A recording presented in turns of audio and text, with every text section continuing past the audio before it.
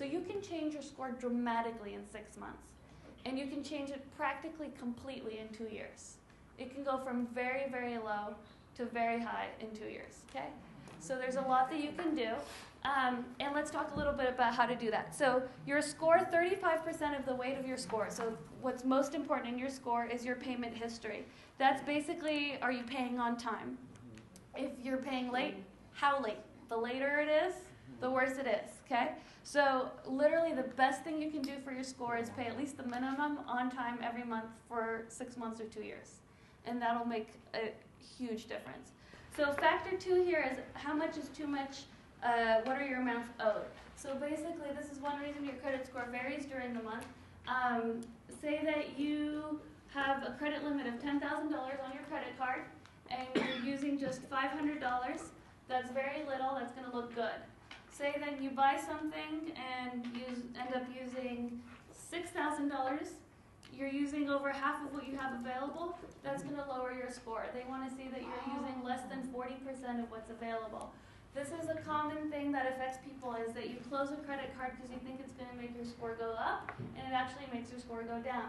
So for instance, if you have, let's say you have 2 credit cards, both with limits of $5,000. And let's say you have $2,500 on this credit card and nothing at all on this credit card. This is good because your total credit limit is $10,000. You're using a fourth of what's available to you. That's way less than half. You're in the green zone. But then you say, hey, I don't need this card. Then you're actually using half of your credit limit all of a sudden because your credit limit is $5,000. That's going to make your score go down. Does this mean you should never close a credit card? No. It might be the right thing for you if you have 10 credit cards to close 8 of them and to have something that feels a little bit more manageable. But don't be closing cards just before applying for a loan because you're going to make your score go down. It will rebuild. It's not something that's going to go down forever. So length of credit history, 15%. They want to see how long you've been using credit well. One card that you would want to keep open, if possible, is the card that has the longest history, because you want that in your favor working on your history. If you were to close that account, the positive history can disappear with it eventually.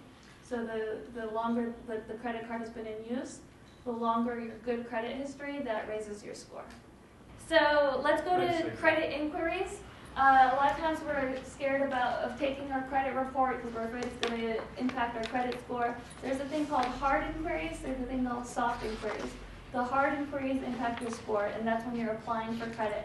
So when you apply for a store credit card and you sign and say, yes, I want to apply for this, they're going to go pull your credit report because you're applying for a credit.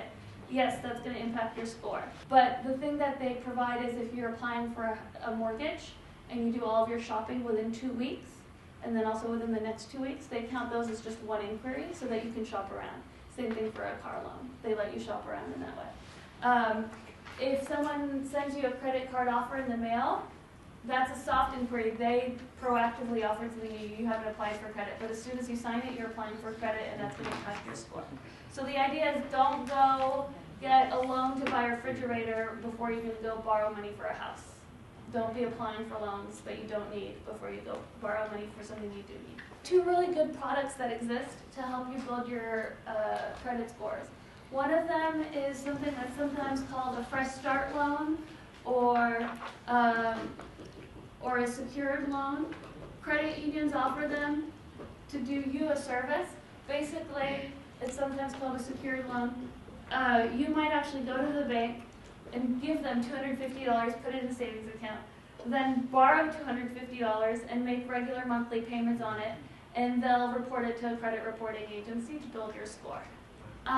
Another product out there is a secured credit card, which is basically the same thing. You go to a bank, you apply for a secured credit card, say with a limit of $500. So you actually give them $500 in a bank account, so they're not risking anything by giving you a credit card. And your limit on your credit card is $500. And you use that, just make one monthly payment once a month. You can't go over $500 or $250 or whatever it is that you have on yours. Build your credit until you're able to get a regular credit card if that's what you want. Theodora? You do both of those things. Yeah, and so if you do both, The idea is to try to get at least 2 or 3 good things on your credit report, even if there's bad things there. And so you can go and get good things, even when you have other bad things you're dealing with, and start getting some positive accounts there that are just entirely positive.